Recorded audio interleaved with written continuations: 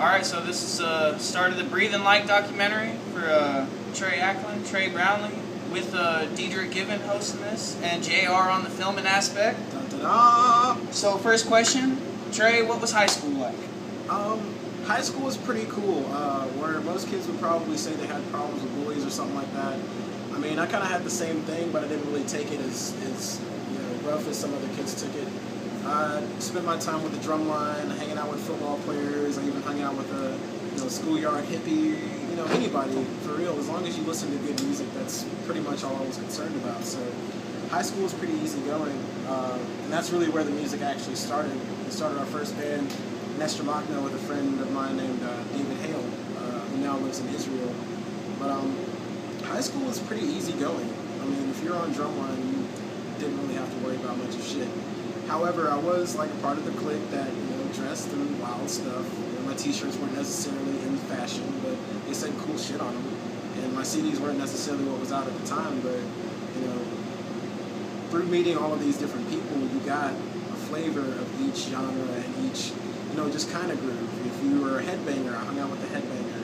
If you liked good rap, I hung out with the kid who had all the good rap CDs, and that's how I would get my music exposure, just through that. It never really came from extracurricular activities like band or choir or anything like that. But for me, high school was great. I had an awesome time the 3 years that I was in Huntsville High. So yeah, that's how it went. Well, next question. When was the first time you met Kyle, and where's the first time you found out about Breathing Light?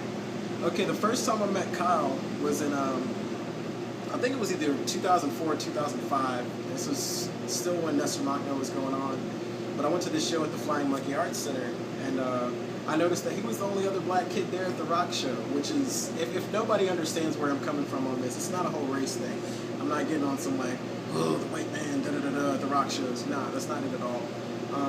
It's kind of special when you go into any kind of showcase where you as a person really aren't, not necessarily spoken for, but you're not there in droves either, So when I saw him, I was like, holy shit, there's another kid like me that likes rock and roll. I wonder what he's about. So he walks up to me and introduces me to Afropunk. At the time, it was only really a movie. I'm sure there was some kind of, internet social network thing going on. But we got to talking about that and talking about some of the bands that we liked. And at the time, I was into like the Wipers and, Ozzy Osbourne, Cypress Hill, Oh Haste Annihilation, Against Me, and fucking, The Body Electric. Those are the people that I listened to, and those were also some of the bands that I was playing with at the time. So we kind of came to some kind of like musical understanding, which is really important for me when I choose people to hang out with, or when people choose to hang out with me. It's usually music oriented. After about 3 years, I didn't hear from him, and kind of wondered about the random kid that I met at the show. And Breathing Light had been out in Huntsville for a little bit, and they had played a show at A&M University. And I went up there with a couple friends of mine and watched Breathing Light, the incarnation that was there at the time, play. And I was thinking to myself in the crowd, like, holy shit, this would be an awesome thing to be a part of. I wish I had a hand in this. And it was just a crazy show. It was Cancer Slug, Lizard Nixon, and Breathing Light on the ticket. And all three bands just killed the fucking show. And it was also awesome that a punk show was going on at a place like A&M University. So it turned out that like a couple of weeks or so later, my inner wish kind of came true. They were without drummer, and I was totally there, ready to go. Nestor Machno was over with. My bandmate was across seas, so there was no actual way for us to make any music unless we shipped it across, the ocean. And how do you practice and how do you keep a band together when there's that much distance between you? So he asked me to be a part of the band, and I was completely down with it. And the rest is kind of becoming history by itself, So that's how I met Kyle, and that's how the whole thing came together. And not to mention Jeff as well. He was also a part of it. Once I went to the show for the first time, I met Kyle, I met Jeff, and I met, I think, Alex, who was a part of the band before I was the drummer. And yeah, what happened. Okay, so tell us about yourself, Trey.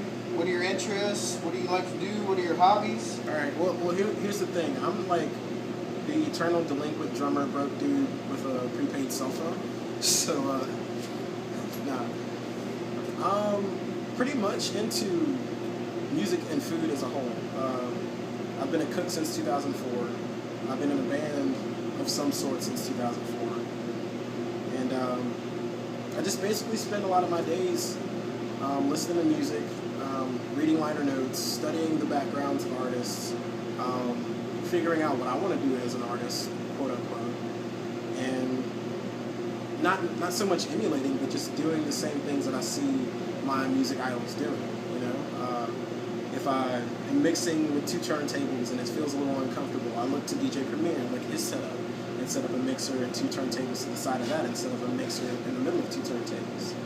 Or if I hear a good beat from like Pete Rock or somebody like that, I try to look at it and see what they sampled and see where that groove came from, and then eventually track the entire album down and listen to that just to figure out if there were things on that album that could have fit as well as, you know, say this one Curtis Mayfield song that he used. My thing is staying completely immersed in music all the time, whether or not I'm playing it. I could be listening to it all day. I could be studying it all day. It's like my personal college course, which has been a lifetime thing since I was a kid. Music, and food. That's pretty much me. Aside from that, man, I try to keep myself involved with music and with people who want to do music, whoever it is. I don't care if you're an actual musician or you feel like you're not a musician. If you're in my circle and you're around me, chances are you're either going to sing at some point. I'm going to try to get you to scratch, or I'm going to try to get you to rap. And at the end of it all, people have a lot of fun with that. And I have tons of fun sharing that with my friends all the time. I mean, hell, ask the guy on the film about the cemetery, you know, the whole, you know, FP thing and freestyling and stuff like that. Music is my life. I'm not gonna say music is love or nothing like that. None of that cliche ass shit. But me and music are like, music is like my, you know, long lost sibling, mother, father, you know, all that. Music is my entire family.